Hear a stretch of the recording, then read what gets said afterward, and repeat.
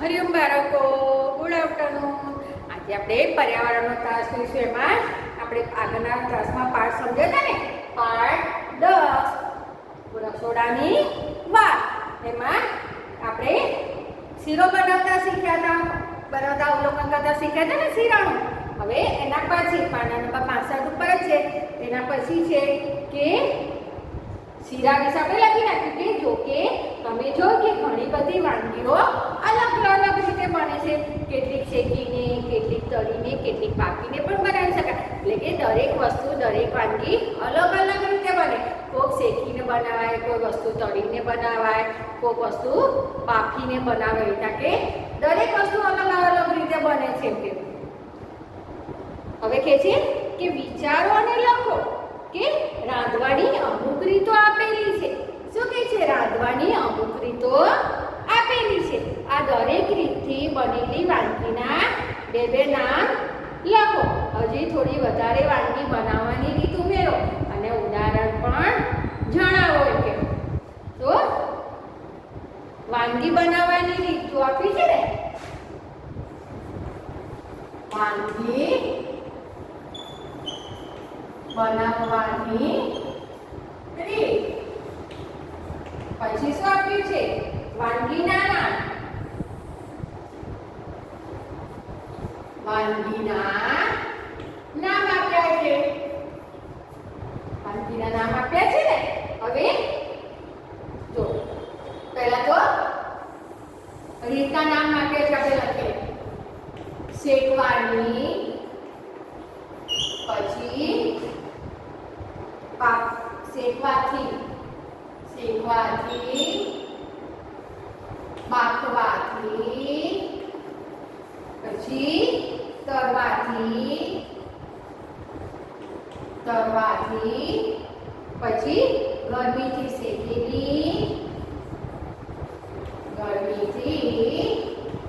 શેકેલી, પછી છે હવે કે બે વાનગી તમે જાતે લખો. તો આપણે એક લખ્યું ઉકાળીને અને સાંતળીને. તો કે કઈ રીતની વાનગી બનાવી શકાય? તો કે શેકીને, પાકીને, તળીને, પછી ગરમીથી શેકેલી, ઉકાળીને અને સાંતળીને. તો આ અલગ અલગ રીત છે રસોઈ બનાવવાની. હવે કે છે શેકીને કઈ વસ્તુ બનાવાય? શેકીને કઈ વસ્તુ આપણે બનાવી શકીએ? તો કે ભાખરી અને રોટલી. બે નામ આપણે લખીશું, ભાખરી અને રોટલી. તો કે આપણે રોટલી અને ભાખરી શેકીને બનાવીએ છીએ. પછી બાફવાથી.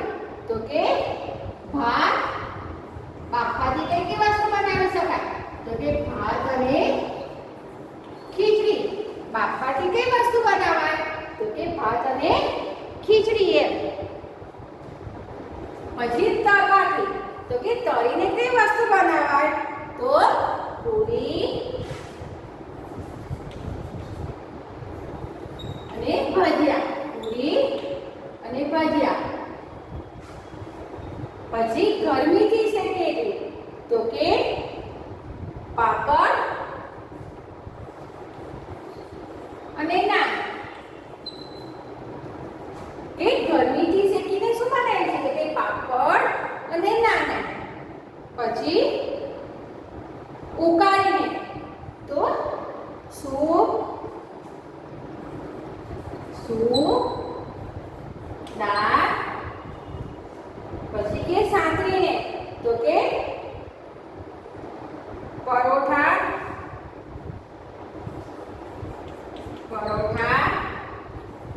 થેપલા. તો શું કહે છે કે વાનગી બનાવવાની રીતના નામ આપ્યા છે. એની સામે બબ્બે વાનગીના નામ આપણે લખી દીધા છે. આપણે બધાના બબ્બે નામ લખ્યા છે. કે શેકવાથી. તો કે શેકીને કઈ વસ્તુ બનાવાય? તો કે ભાખરી અને રોટલી. બાફવાથી. તો કે બાફીને કઈ વસ્તુ બનાવી શકાય? તો કે ભાત અને ખીચડી. તળવાથી. તો કે તળીને કઈ વસ્તુ વાનગી બનાવીએ? પૂરી, ભજીયા. ગરમીથી શેકેલી તો કે પાપડ નાન, ઉકાળીને તો કે શું દાળ, સાંતળીને તો કે પરોઠા થેપલા. તમને એવા કોઈ બીજા નામ આવડતા તે પણ લખી શકાય બીજા બધાના, પણ એમાં એ રીતે જ બનતું હોય.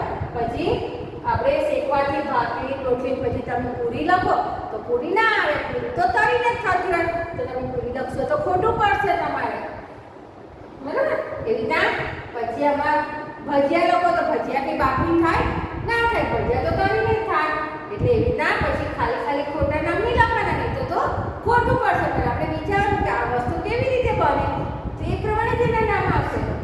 હા, તો તમારે ચોપડીમાં તમને તો આપેલું જ છે ફોટો કે વાનગી બનાવવાની 4 નામ આપ્યા છે ને આ બાજુ ખાનામાં બીજા 2 નામ લખી નાખવાના છે કે ઉકાળીને અને સાંતળીને.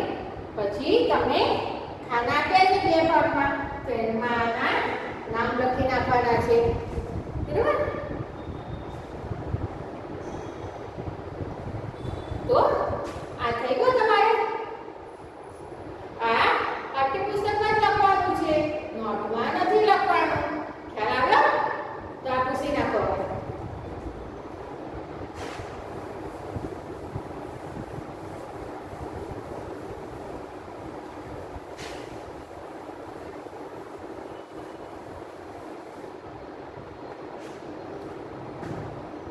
પાછળ પાના નંબર 66 ઉપર આપણે લઈએ કે વિચારોને લખો તો કે તમારા ઘરમાં રસોઈ બનાવવા માટે શું શું વપરાય છે.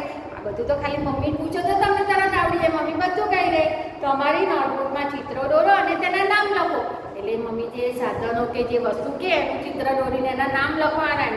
પછી હવે કે છે નીચે આપેલા ચિત્રો ઓળખો અને તેના નામ લખો એમ. તો આપેલ ચિત્રોની યાદી સાથે જોડો. એક કરતાં વધારે વસ્તુ પણ જોડાઈ શકે છે. તો પહેલું શું લખ્યું છે? કેરોસીન. તો કેરોસીન શેમાં વપરાય?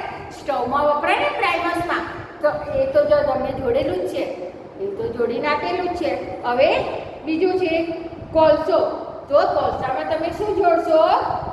આ બાજુ બીજા નંબરનું છે ને સગડી, જમણી બાજુ બીજા નંબરનું છે સગડી.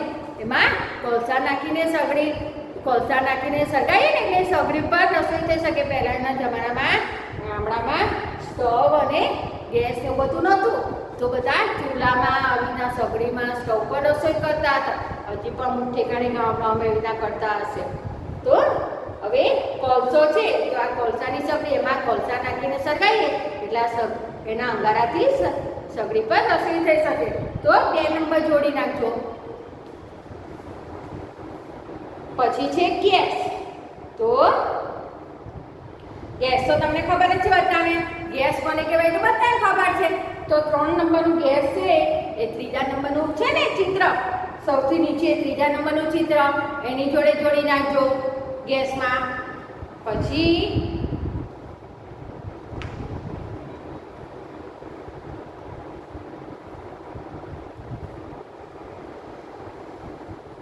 છે લાકડા. તો લાકડા, આ ચૂલો છે પહેલા નંબરનો. લાકડામાં પહેલા નંબરનો ચૂલો છે ને એ ચૂલામાં લાકડાને જોડવાનું છે. લાકડા ચૂલામાં વપરાશે. પછી છે સૂર્યપ્રકાશ. તો આને શું કહેવાય?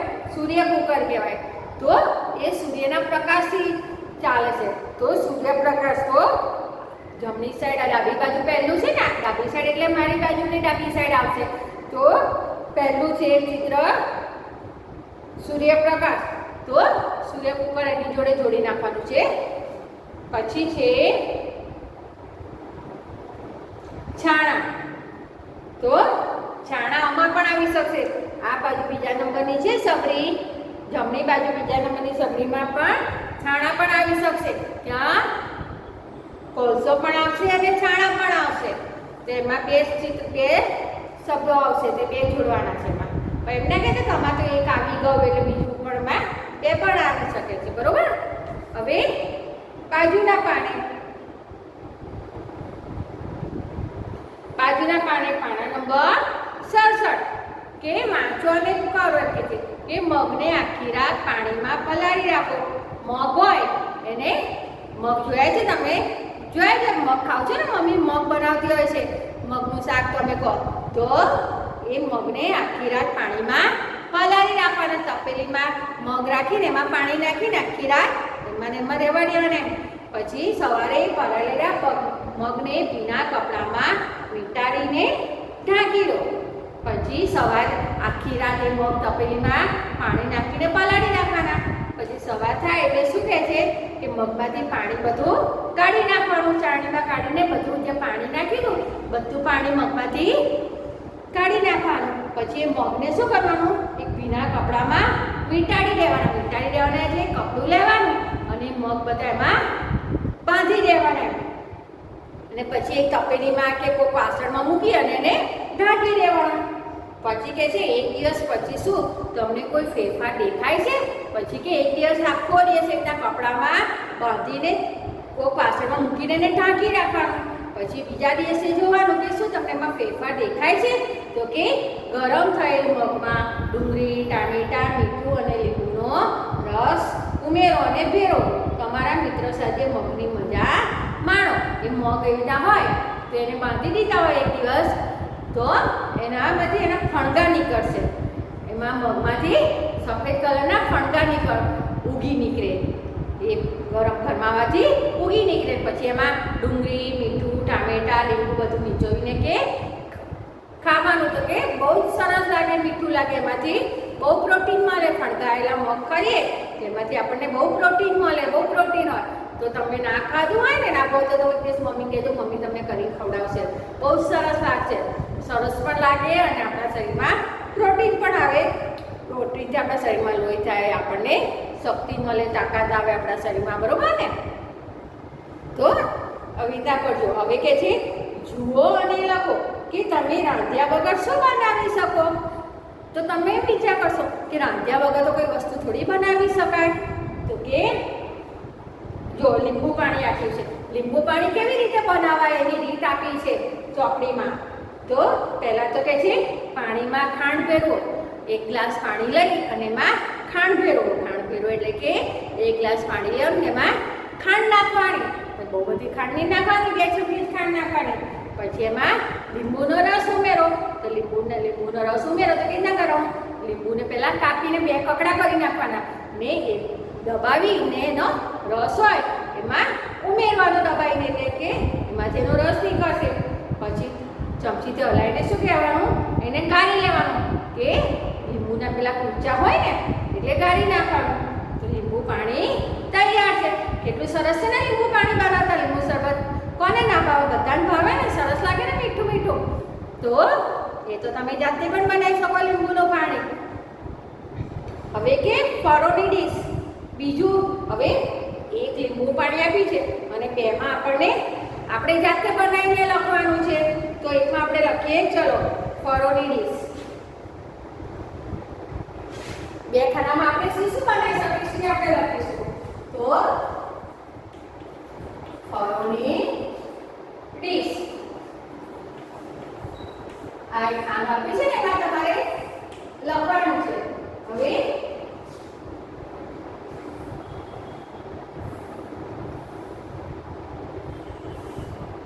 પછી કેટલા ખાના આપ્યા છે? 4 ખાના આપ્યા છે.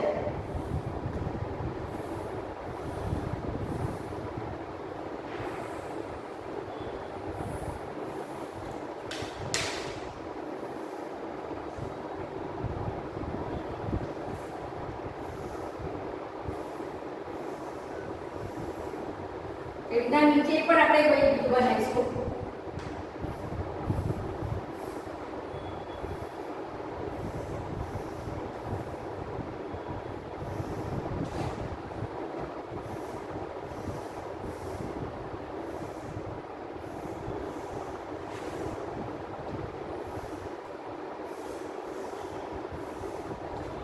તો જો આપણે ફળોની ડીશ બનાવીએ તો તમે કહો ફળોની ડીશ એટલે શું?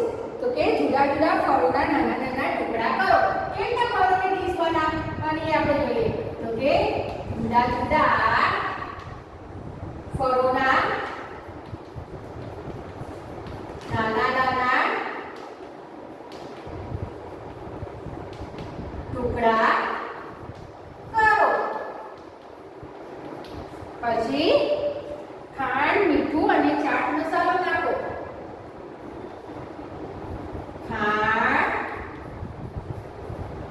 મીઠું અને ચાટ મસાલો નાખો. પછી આ બધાને બરાબર ભેળવો. આ બધાને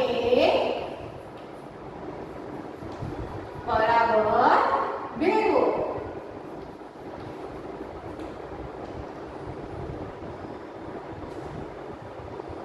હવે શું કહે છે? ફળોની ડીશ તૈયાર છે.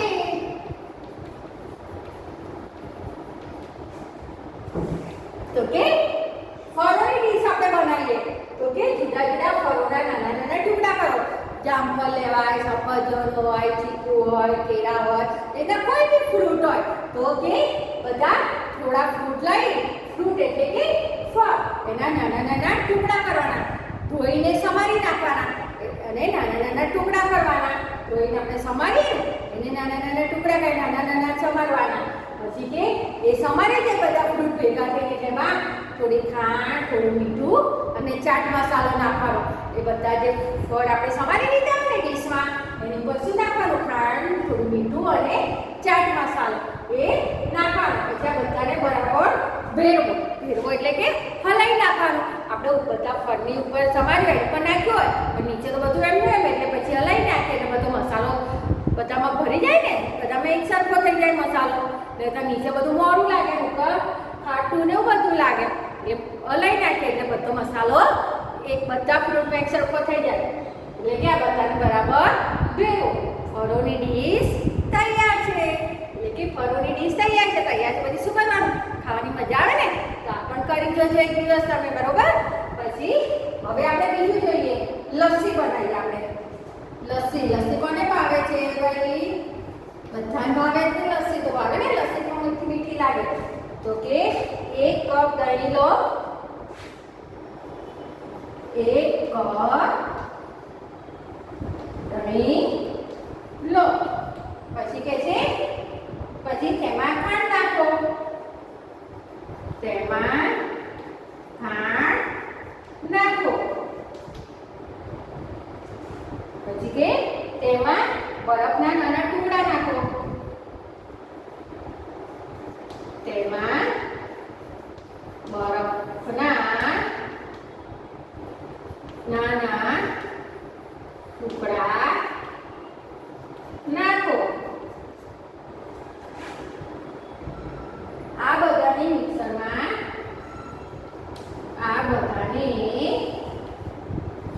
મિક્સરમાં ભેગા કરી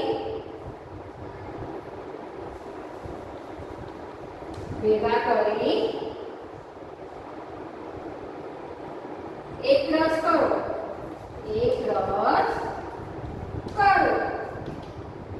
લસ્સી તૈયાર છે. લસ્સી તૈયાર છે. તો હવે લસ્સી બનાવતા શીખીએ આપણે કે લસ્સી કેવી રીતે બનાવવી. તો કે 1 કપ દહીં લેવાનું. શું કહે છે કે 1 કપ દહીં લેવાનું. પછી તેમાં થોડી ખાંડ નાખવાની. પછી બરફના નાના ટુકડા નાખવાના. દહીં લીધું, દહીંમાં ખાંડ નાખી, પછી બરફના થોડા નાના ટુકડા નાખ્યા. પછી આ બધાને શું કરવાનું? મિક્સરમાં નાખીને હલાવી નાખવાનું. મિક્સરમાં દહીં, ખાંડ અને બરફ નાખીને મિક્સરમાં હલાવી નાખવાનું. લસ્સી તૈયાર છે.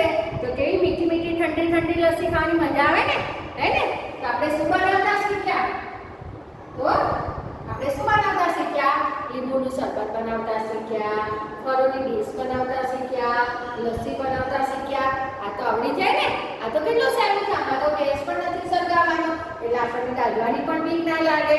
તો લીંબુનું શરબત પણ કેટલું સહેલી રીત છે, એ પણ આવડે તમને. લીંબુના એક ગ્લાસ પાણી લેવાનું, તેમાં ખાંડ નાખવાની, પછી લીંબુ કાપીને 2 ટુકડા કરીને એને લીંબુ નીચોવી દેવાનું. પછી એને ગાળી અને પી જવાનું. પછી શરબત બને તો પીવાનું જોઈએ. તો કેટલું મસ્ત મીઠું મીઠું શરબત લાગે. પછી એકદમ ફળોની ડીશ લીધી.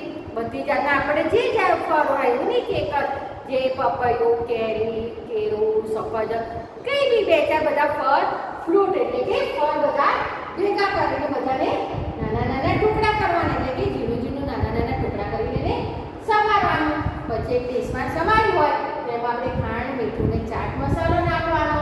પછી એ બધાને બરોબર શું કરવાનું? ભેરવવાનું એટલે કે હલાઈ નાખવાનું.